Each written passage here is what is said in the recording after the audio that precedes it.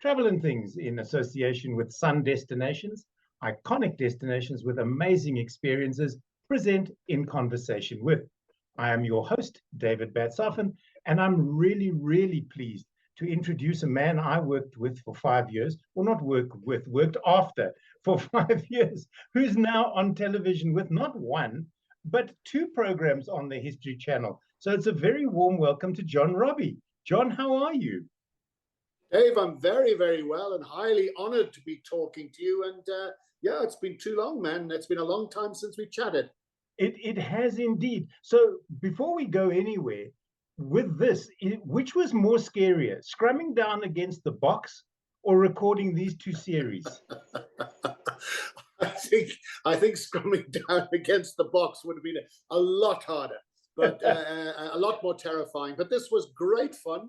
It came out of the blue, and I really enjoyed it. And the reaction has been fantastic. What made them pick on you? And I'm not asking that in a rude way. I'm just asking, you sort of vanished off radio. You vanished out of the Saturday Star column that I loved reading of yours, and you seem to disappear into the woodwork. And then all of a sudden, I see your face all over the History Channel going, I know that fellow.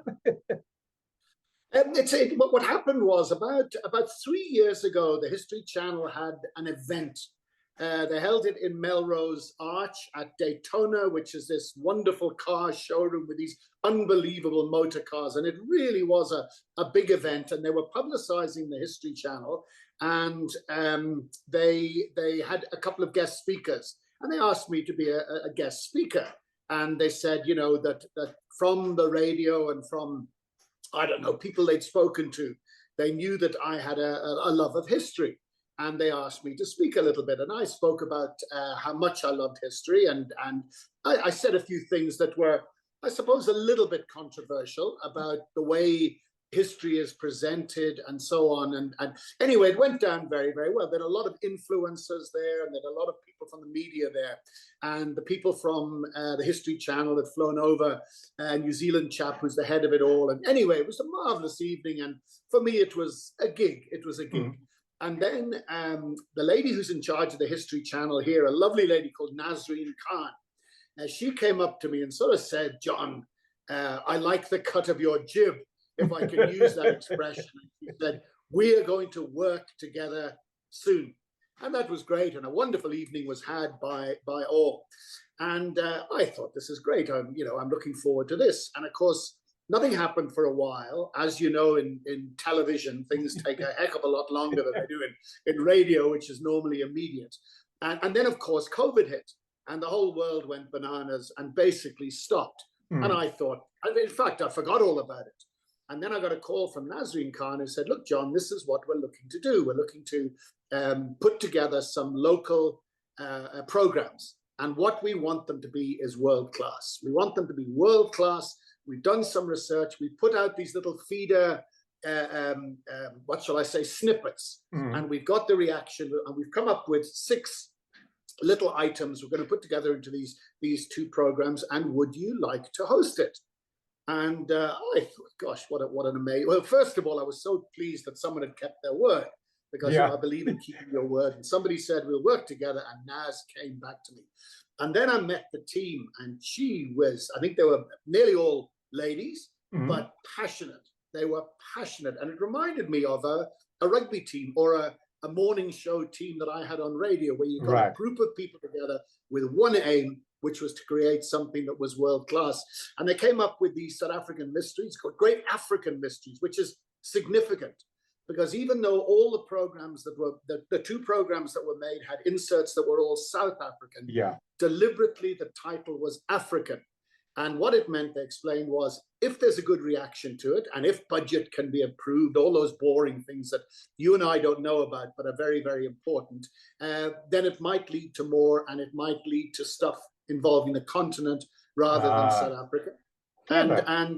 So I met an amazing guy called Don Black, who was the director, and I had to learn about, I'd done television work on super sport, where it was all talking off the cuff rugby, but this was presenting with auto cues and dollies and side. I was going to rolling. ask you about that. Did you have to, like the West Wing, you had to learn to walk and talk at the same time? And it's not, people don't realize how not easy that actually is. Well, you put your finger on, David. It was hugely difficult, but Don Black was extremely patient, and I think he picked up right from the beginning that I was serious. I wanted this to be and they didn't want an actor. They didn't want somebody who was very much an actor. They wanted somebody whose enthusiasm and genuine enthusiasm would come through. And we worked hell of a hard. I mean, it was like 3 days. At the end of each day, I had to put my feet into a bucket of cold water and then hot water, because I was so in such agony. But the end result, I mean, I was nervous. They promoted the hell out of it.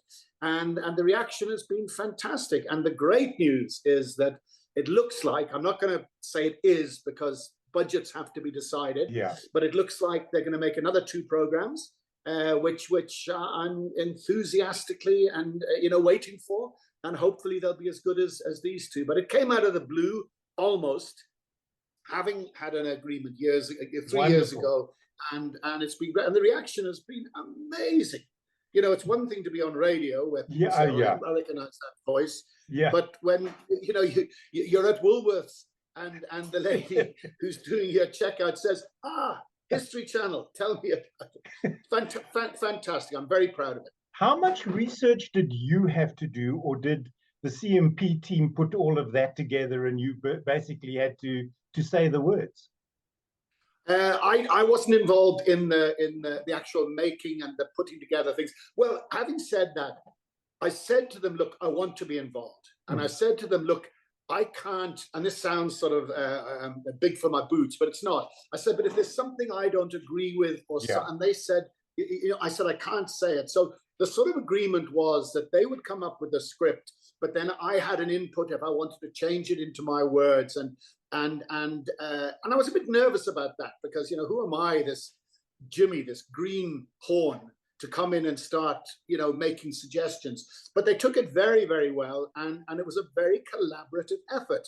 There were a number of suggestions that I made and said, look, how about this? And funnily enough, Lee Berger, I mean, I think the program that got the most reaction was the Cradle of Humankind, the Homo naledi, which was unbelievable, and the reaction to that was amazing. That is still huge news, John, even though it was discovered such a long time ago, well, relatively long time ago. Absolutely. And I think there's a lot more to come. I'm saying nothing, but I think there's a lot more to come out of that. But initially, Lee Berger, they were battling to get him on board. And I know Lee, and I was hugely honored when he made the announcement of Homo naledi on my program, on your program, the morning show. We did it from the cradle. And I phoned up Lee and said, look, they're trying to get hold of these people. And he said, well, look, John, I've had some bad experience with some of these similar programs where people have tried to suggest that Homo naledi comes from outer space and aliens and all. And I said to him, Lee, I give you my absolute word. This is serious, serious stuff. We will take it seriously. And with absolutely no authority, I said to him, and we'll give you final editorial sign off on everything. And he said to me, John, if you give me your word, that's in. And we did the deal, and he came on board and was fantastic. So the point I'm making is that I wasn't just a talking head, a reading head, that I did have an input into it. And I was it was such a wonderful team effort. I mean, the 2 ladies, Helen and Sean, did most of the research and the hard yards, etc. But in the same way as on a radio program, the host gets all the praise and gets all the criticism. But behind the scenes, there's a wonderful team in operation. And as we always used to say on the John Robbie show, that when John Robbie gets an award, everybody in the team gets an award. It's all of us, and behind the scenes, everybody celebrates and gets credit for it. And equally, if there's a cock up, and we all take it. It's our cock up, etc. And that's what I love about radio. You And know that if that's it's what I loved about this project. if you know that if it's a cock up, it's on you. Go back to the famous "Don't Call Me Mantu." When I taught radio broadcasting, I used that interview as the best interview I had ever heard on radio. No, don't tell me that, David. Don't tell Yep. me that. It was unbelievable. You know, that was 1999. That was 1999, and still people say to me, Yeah. you know, tell us about Manto Shabalala Samang, where I lost my temper and cut her off, and led to all sorts of, you know, rows and ructions. And it was an unprofessional interview, because I was rude, which gave her an out. It gave her an out, my rudeness, which was genuine anger. Yeah. But the fact that I was one of the first people to call out the government on the lunacy surrounding HIV and AIDS, and I'll never forget that a week later, Kada Asmal, who was a professor at my old university in Trinity College, Dublin, but I'd never met him then, and we subsequently met and became very, very good friends. But a week later, he stood up and called out Mbeki and the government on HIV and AIDS. And I'd love to think just maybe you had a hand in that. Embarrassing incident had something to do with it. But gee, you got a good memory here, David. No, I love that interview. I remember listening to it in my car and almost crashing because I was laughing so hard. Would you think, and I don't want to put words in your mouth, that is one of the, are you proud of that? Is that one of the moments that you're proud of? Or do you have something else that springs to mind if I was to ask you that question? No, I'm very embarrassed about that interview. I've asked 702, please never to play it again, because it was a hugely unprofessional interview. But having said that, I'm very proud of the fact that I held the government to account. I held the Minister of Health to account for this lunacy that cost hundreds of thousands of people their lives. So I have very mixed opinions about that. It's a bit like playing rugby in South Africa. I look back on it now, having toured apartheid South Africa, with shame, with horror. And yet from a rugby point of view, to play for the British and Irish Lions was the greatest achievement maybe of my rugby career. Right. So I have this sort of dual feeling about both of them, and that's just something I've got to live with. John, let's just come back to the programs for a moment, if I may. Did you learn anything new about any of the events that you talk about on those programs?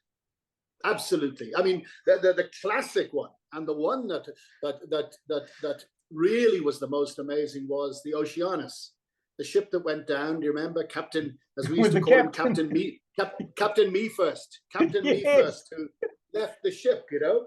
And Alvon Collison staying on board to entertain the people. Well, that whole the entertainers who became absolute heroes. They were indeed. Boltman, the magician, Robin Boltman, who was also on the Achille Lauro, and I said, he must be the greatest magician in the world, because he made two ships disappear, not one. But it's so extraordinary, and I said at the time when people were asking me about the program that I played golf with a friend of mine who's a top businessman, and his son, who's nearly 30. In fact, we're off tomorrow to the son's wedding in Florence. Right. He's getting married, and they very, very kindly invited us. So we're going off to Italy for the wedding. And we were playing golf, and this son, I won't give his name, but he's a very well-educated guy, bright guy. He runs the family business in London. So he's a bright kid. And we were playing golf, and he said, what are you up to? And I told him about this project. And he said, what sort of things are you looking at? And I said, one of the things we're looking at is the Oceanus. And this kid, who's 30, nearly 30, said, what's the Oceanus? I said, what? And it turned out the Oceanus and the Helderberg, he'd no memory of them. Wow. And these two extraordinary events. And yet here's somebody who had no, and of course, looking back, you think about it, that at the time, there was only one story in South Africa. Was there going to be a bloody racial civil war, or was there going to be a miraculous negotiated solution? And all the things that in a normal country would have been massive and ingrained forever on people's memory, because there was only one big story, which was the country. I think that it's these other stories, amazing stories, have been swept aside. And even at the time, I can remember with the Oceanus, like the joke about Captain Me First. Yeah.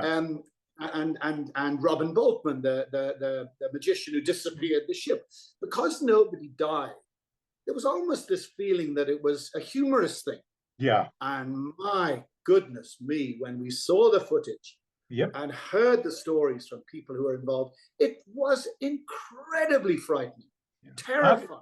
I've interviewed divers who have tried to go down to that wreck. Serious technical divers. I'm not talking about weekend scuba divers. And they were telling me how terrifying the current in that area is, that they eventually gave up. It wasn't worth salvaging. It was they feared for their lives. Yeah, no, absolutely. And did you know, by the way, that very, very, how shall I say, impressive Scottish lady who was telling the story, that's Alex J's mum.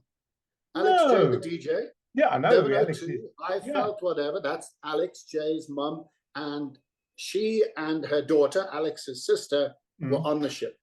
And at the launch, she was there and reliving the terror of it all. So, you know, that obviously the Helderberg, once again, coming back and you know, most of us, I can say most of us, I certainly believe there was something untoward, but the whole thing was wrapped in this security. And also people were tied up legally and still afraid to speak because the horror of that came through. So I think what I learned was that you put these events in little bubbles in your memory and you tuck them away. And when you revisit them, you know, years later, the absolute magnitude of what happened in these events came through. And that's really what I learned. If there are, and hopefully there will be, more episodes, is there an historical event that you are so interested in that you are going to punt very heavily for the next series?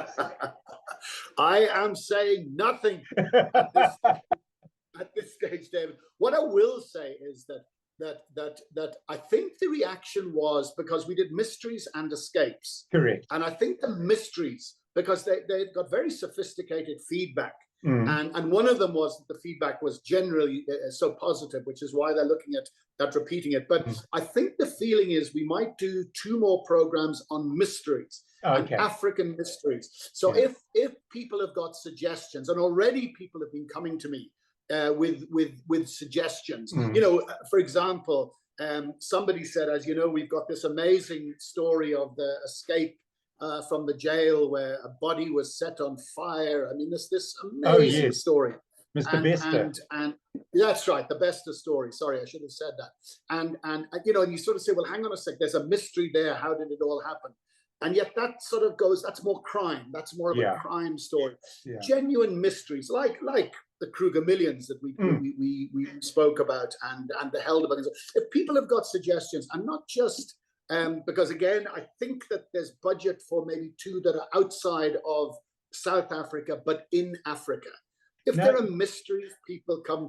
I mean, for example, Dag Hammarskjöld was the United, I think I pronounced that right, the United Nations Secretary General, who was killed in a plane crash. Yeah, which is ironic, seeing as we're talking about this Russian air crash at the moment, which happened today. We were talking about it a little bit earlier on. And, you know, there's a mystery surrounding that. So if anyone has got any suggestions about great South African or African mysteries, do you know there was another aeroplane incident. It was the Rietbok that was flying from Port Elizabeth to East London, and it vanished just before landing in East London. They have never found the plane. They have never found any of the wreckage. They found a Harvard that they didn't even know was missing when they did the search for the Rietbok. And I know about that because a friend of mine's mom was meant to have been on it, and at the last minute changed her mind to sign some paperwork for her real estate company in Port Elizabeth. Otherwise, she would have been on that plane. But so there's something else, and it's never it's just vanished. The other thing is...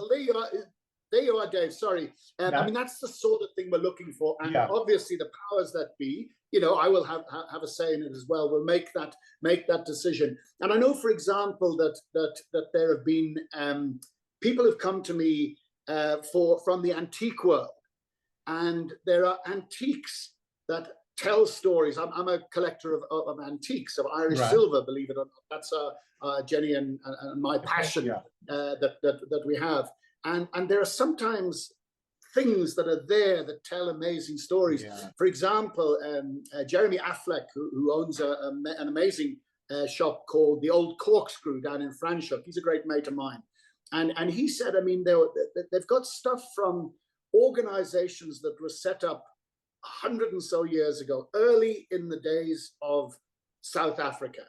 And these were almost Masonic organizations that had women involved, that were totally non-racial. Can you believe it? In the 19th century, non-racial South Africa. And had they continued and grown, it could have led to a different path. Now, that sounds almost unbelievable, but here he showed me some of the items that they had and some of the beliefs and principles of this organization. And the mystery is why have we never heard of this? Why did it not take off? What happened to it? So I think there are so many stories that are there, and I'm loving if people want to get in touch with me with mysteries. Can I give you my email address, David? Only with pleasure. It's jr@open, O-P-E-N, and then a minus sign and the letter e.co.za. jr@open-e.co.za. And if anyone's got any suggestions for great South African or African mysteries, please get in touch. Send him to John. Now, you interviewed Albie Sachs. I met him a little while ago at a book launch, and I found him to be the most wonderful human being. He greeted me as if we'd known each other all of our lives. And in fact, I had to walk away and ask somebody else, I don't remember meeting him. Have I ever met him? And they said, no, he's like that with everybody. He was just such fun and so gregarious, because I stepped back and just watched him interact with the people that were there. Huge smile on his face, sharing stories, sharing anecdotes, chatting to everybody, including the wait staff.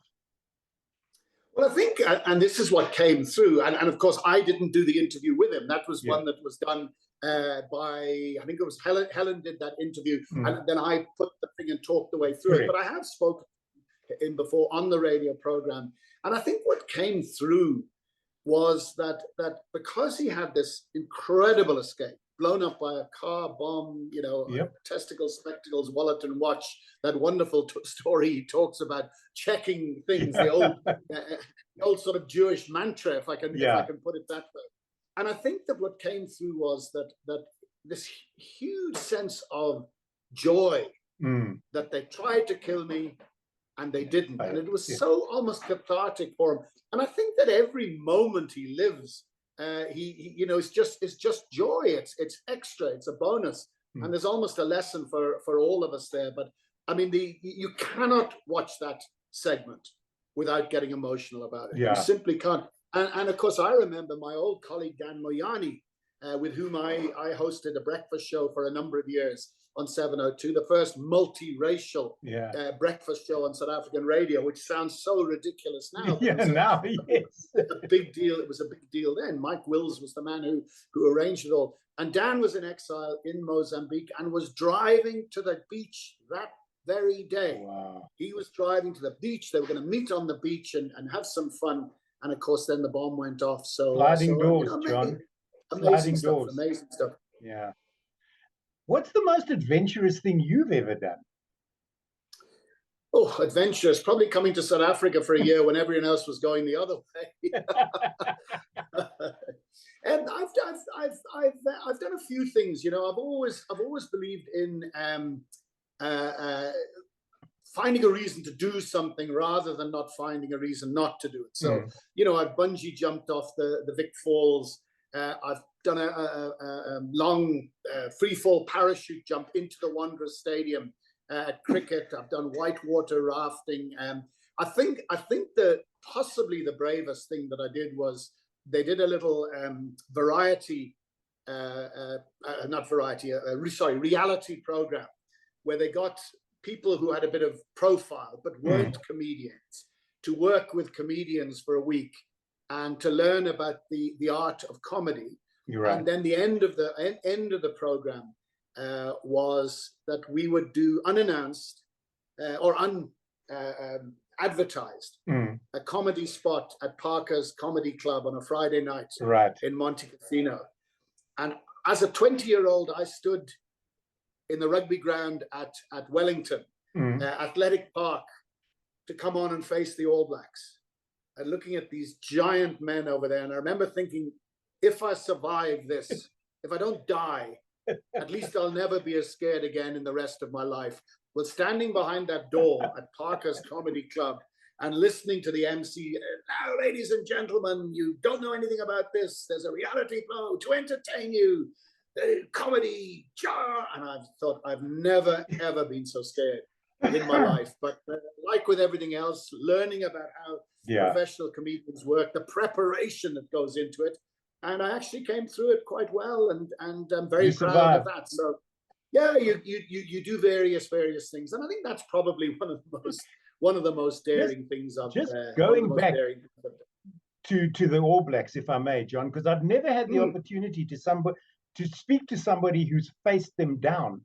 What is it like? Because when you played rugby, they were allowed to advance to very close to their opponents while doing the haka. Now they have to stand at the 10-meter line. So what was it like to watch them advance on you guys? And you're not the tallest human being in the team. Was it as scary? Because that old haka was really something else.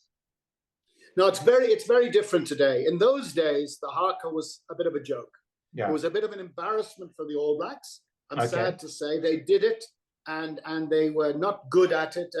And I played against them in Wellington in 1976, the week before they went to South Africa for that tour down under. And they actually did the haka as a practice. In those days, it was embarrassing. You Google it in the old days, it was actually pathetic.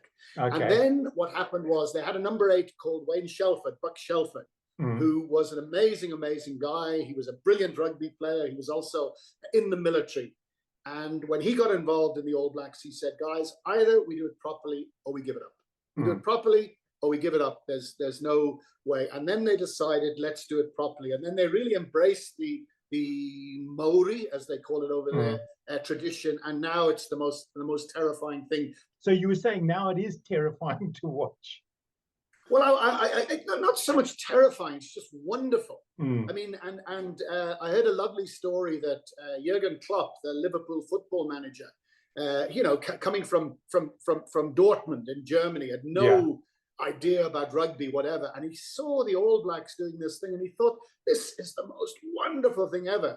And his Dortmund team used to perform a haka in Germany before games. For the soccer. And he became such a fan. You might have seen that Sio Kolisi, who's a big Liverpool fan, he was invited to Liverpool and met a Klopp and everything like that. So I think in sport, I mean, I know some of the other South Pacific teams have their version of a haka, but it's so wonderfully, I say unique, almost unique in rugby, and long may it continue. But believe it or not, back in the 20s and 30s, the Springboks used to have a war dance, a sort of a Zulu war dance that they did as well, and it never continued, sadly. But the haka is amazing. But in my day, facing it was very, very different.